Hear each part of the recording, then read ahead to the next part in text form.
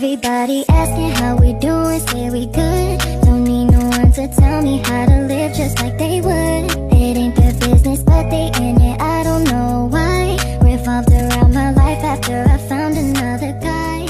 People get so caught up.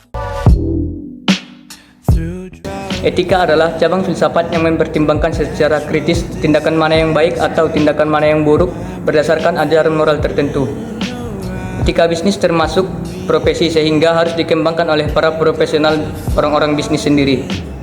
Etika bisnis harus dipandang sebagai unsur utama dalam bisnis itu sendiri. Bisnis tanpa etika dalam jangka panjang tidak akan berhasil. Studi literer dengan menggunakan metode konten analisis yang dilakukan terhadap berbagai sumber kepustakaan memperlihatkan bahwa terdapat dua teori utama etika yang relevan bagi etika bisnis, yakni teori deontologis dan teori teologis. Teori etika bisnis. Teori etika bisnis terbagi atas dua. Yang pertama, teori teologi, lalu yang kedua, teori deontologi. Teori teologi adalah mengukur baik buruknya suatu tindakan berdasarkan tujuan yang hendak dicapai dengan tindakan itu, atau berdasarkan akibatnya yang ditimbulkan atas tindakan tersebut. Suatu tindakan dinilai baik jika bertujuan mencapai sesuatu yang baik, atau akibat yang ditimbulkan baik. Contohnya dari teori teologi yaitu seorang anak yang mencuri obat untuk ibunya yang sedang sakit parah. Nah, si tindakan itu bisa dibilang baik dan bermoral kemanusiaan. Tapi dari aspek hukum, tindakan ini melanggar hukum. Yang kedua, teori deontologi. Deontologi berasal dari bahasa Yunani yang artinya deon tugas dan logos pengetahuan. Jadi deontologi ini menekankan kewajiban manusia untuk bertindak baik. Tindakan itu baik bukan dinilai dengan dibenarkan berdasarkan akibat atau tujuannya, melainkan berdasar tindakan itu sendiri sebagai baik pada diri sendiri, selaras dengan prinsip dan kewajiban yang telah ditetapkan. Contohnya teori deontologi yaitu jika seseorang diberi tugas, maka ia harus mengerjakan sesuai dengan tugas yang diberikan atau ditetapkan.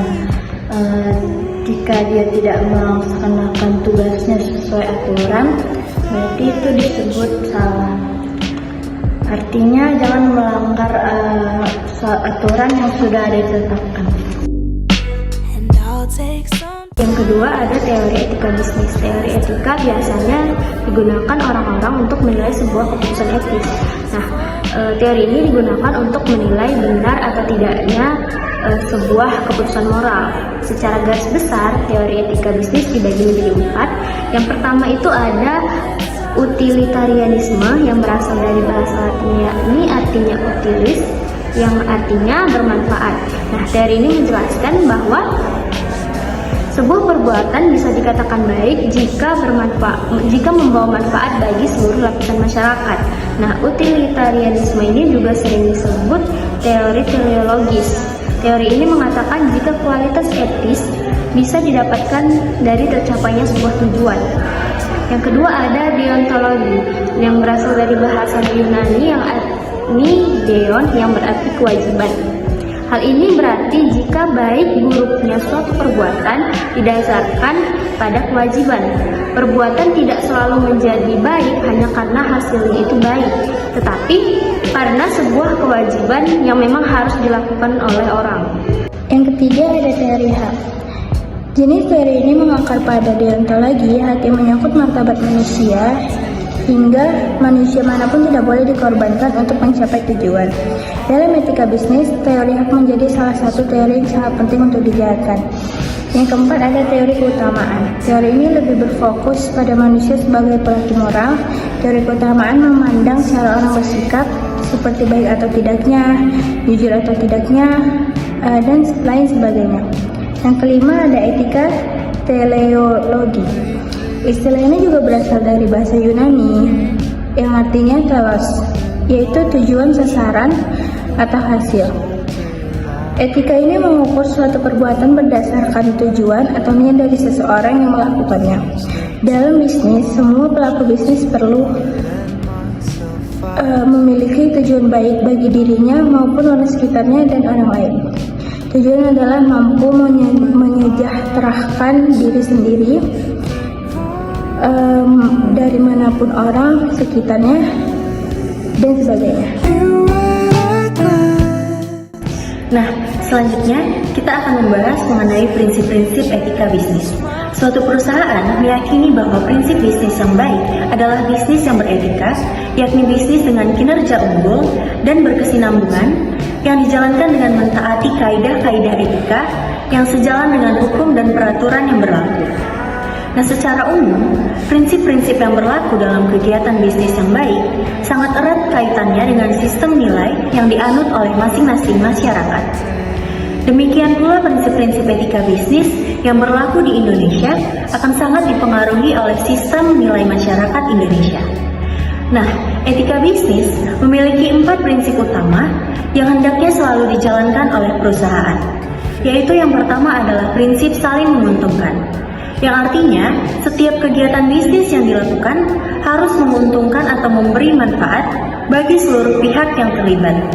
Nah, salah satu cara yang bisa dilakukan untuk menerapkan prinsip ini ialah dengan menetapkan tujuan bisnis seadil dan sebaik mungkin. Dan yang kedua adalah prinsip kejujuran. Kejujuran sangatlah penting dalam berbagai aspek, terutama bisnis. Prinsip kejujuran menjadi etika utama yang harus diterapkan tidak hanya ke mitra bisnis, melainkan juga harus ke pelanggan dan di internal perusahaan. Yang ketiga yaitu prinsip otonomi. Perilaku bisnis harus bisa dan mampu mengambil keputusan yang tepat. Keputusan ini tidak boleh bertentangan dengan etika bisnis atau peraturan yang berlaku. Kata lainnya, pebisnis harus mengambil keputusan sesuai dengan etika bisnis dan peraturan hukumnya.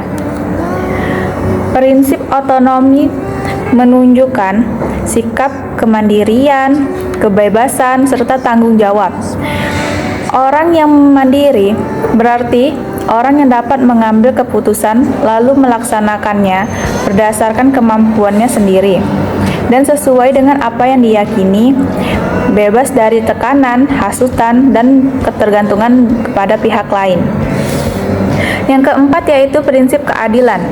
Artinya, seluruh pihak yang terlibat dalam bisnis harus mendapatkan hak dan perlakuan yang sama. Keadilan juga dilakukan dengan menjunjung tinggi martabat manusia. Tidak hanya mendapatkan hak yang sama, seluruh pihak tersebut juga melakukan kewajibannya sesuai dengan telah ditetapkan. Keutamaan dalam teori ini diartikan sebagai watak yang diperoleh seseorang yang memungkinkan bersikap baik secara moral. Prinsip keadilan menanamkan sikap untuk bersikap adil terhadap semua pihak dengan tidak membeda-bedakan dari segala aspek, seperti aspek ekonomi, hukum, maupun yang lainnya. Yang pertama, jujur. Kejujuran dalam hal berbisnis harus diletakkan pada posisi pertama. Kenapa? Karena jika seorang pebisnis tidak memiliki kejujuran, maka kemungkinan besar bisnis yang dijalankannya tidak akan berkembang. Hal ini juga berlaku dalam hal pemasaran. Jika terdapat produk yang tidak layak untuk dijual, maka sudah seharusnya kita untuk jujur. Adapun hal lainnya yaitu memberikan informasi yang jelas dan jujur mengenai tentang produk yang ditawarkan kepada pelanggan dan menghormati janji atau komitmen yang dibuat kepada pelanggan, termasuk dalam hal harga, kualitas, waktu, dan pengiriman. Yang kedua, otonomi. Seorang pembisnis juga harus memiliki jiwa otonomi. Maksudnya, seorang pembisnis harus memiliki kebebasan dalam menentukan apa yang diinginkannya, sehingga keputusan yang diambil tidak bisa dipengaruhi oleh orang lain. Nah, yang ketiga adalah empati. Nah, apa sih yang dimaksud dengan empati dalam berbisnis? Nah, dalam berbisnis, kita juga harus bisa merasakan perasaan orang lain, di mana kita sebagai pengusaha tidak boleh menutup mata atau berpura-pura tidak tahu dengan apa yang terjadi dengan lingkungan sekitar kita. Misalnya ada karyawan yang tidak semangat bekerja dan tanpa lesu. Kita harus menyadari itu dan mulai menanyakan bagaimana keadaannya atau menyarankan ia untuk pergi ke dokter atau pulang lebih awal dan sebagainya. Nah, yang keempat adalah adil. Nah, prinsip adil yang kita gunakan di dalam berbisnis adalah kita harus memperlakukan semua pihak, baik itu karyawan, pelanggan, pemegang saham, ataupun pesaing bisnis dengan perilaku yang adil, dengan tidak membeda-bedakan mereka. Nah, misalnya ada karyawan nih yang merupakan saudara kita, akhirnya kita memberikan mereka gaji yang lebih tinggi, sedangkan karyawan lain kita berikan mereka gaji yang sesuai dengan UMR. Itu berarti kita tidak berperilaku adil dalam berbisnis. Nah, yang kelima adalah integritas. Nah, integritas itu apa sih? Integritas itu dapat kita deskripsikan sebagai perilaku yang bersumber dari tanggung jawab dan juga kejujuran. Nah, integritas sendiri ini dapat menentukan bagaimana seorang pengusaha berperilaku dan bersosialisasi dengan orang-orang yang berhubungan dengan bisnisnya, sehingga bisnisnya ini dapat berkembang dengan pesat. Karena saat ini di Indonesia sendiri pada dasarnya bisnis itu sangat cepat berkembang. Dengan perkembangan bisnis yang terus berlanjut dalam berbagai bidang, nah maka kita harus bisa mengelola usaha kita dengan baik. Bagaimana? Yaitu dengan kita mempertahankan integritas kita dalam berbisnis atau dalam berusaha, agar kita tidak melanggar etika dalam berbisnis. Selanjutnya, contoh studi kasus pelanggaran etika bisnis.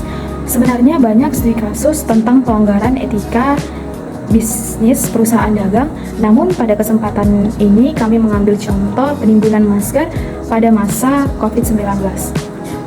Banyak toko e-commerce yang sengaja membeli masker dalam jumlah ratusan untuk ditimbun dan dijual kembali dengan harga yang lebih tinggi.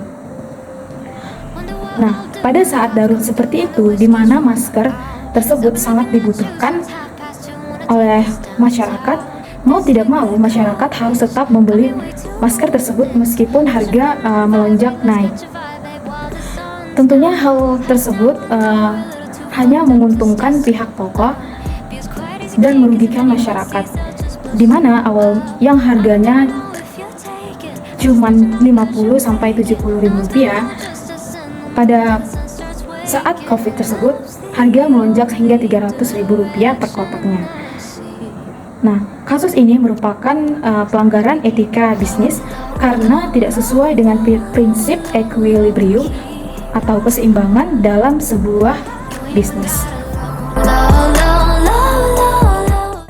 Nah, adapun solusi yang dapat kita lakukan adalah dengan melaporkan pihak-pihak atau oknum yang tidak bertanggung jawab yang melakukan penimbunan masker tersebut ke pihak yang berwajib sesuai dengan peraturan Undang-Undang Nomor 29 Tahun 1948, yaitu tentang pemberantasan penimbunan barang penting.